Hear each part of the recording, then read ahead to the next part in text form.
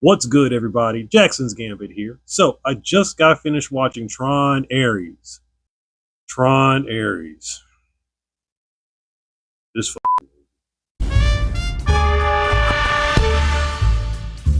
In Tron Ares, there are two rival companies, Encom and Dillinger Systems.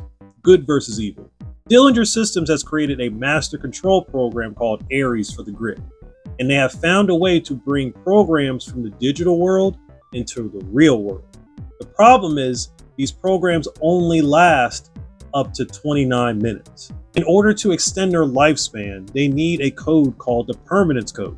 And who has the permanent code? Encom, run by Eve Kim, played by Greta Lee. Dillinger Systems attempts to get the permanence code from Eve by any means necessary. So they use Ares in order to complete this mission. But there's one problem. Ares starts to feel 5.5 out of 10. The only two things I liked about this movie were the special effects and the music. And I feel like that's what they were banking on with these two components. Now, there were only a few things that I didn't like about this movie. Yeah, right. For anyone who's never seen a Tron movie before, can someone tell me what Tron is? Or who Tron is? Me neither, because he was not in the movie at all. How are you going to have a movie called Tron and not have Tron?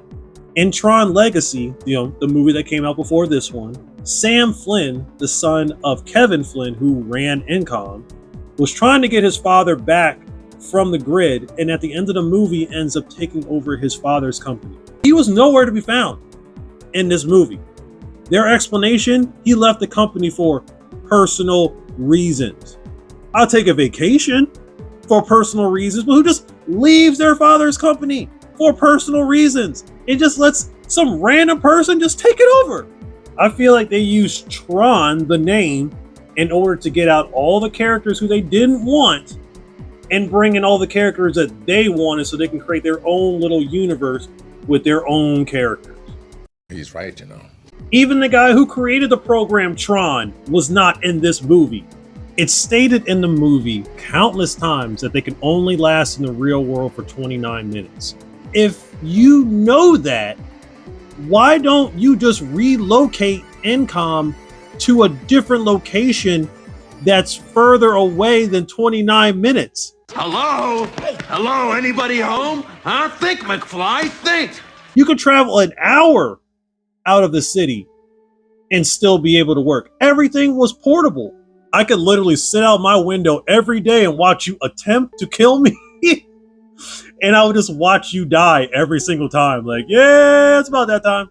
You guys are a multi-million-dollar company and you can't hire some hired help for an ops mission or something like that. They got plenty of people that are for hire. Old school, baby. Old school. We will use the old ways. And I'm a fan of 9 Inch Nails, who composed the music for this movie, but it just did not hold weight like Daft Punk for Tron Legacy. Daft Punk created art when they did that music. I still listen to that music, but 9 Inch Nails just seems like they were just doing it for a cash grab. 9 Inch Nails for some parts of the movie just sounded muffled, like brrr. The cast was okay with some recognizable faces, but nobody that really stood out.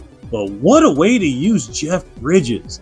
In a short cameo, Jeff Bridges. I think they should just name this movie Ares instead of Tron Ares, because there's no Tron in this movie. Tron was Encom's protector of the grid, so Dillinger Systems created Ares, which is pretty much like their version of Tron. Clearly that didn't work out. All in all, if you're looking to spend some money and you need to waste 2 hours of your time, then this movie's for you. 5.5 out of 10.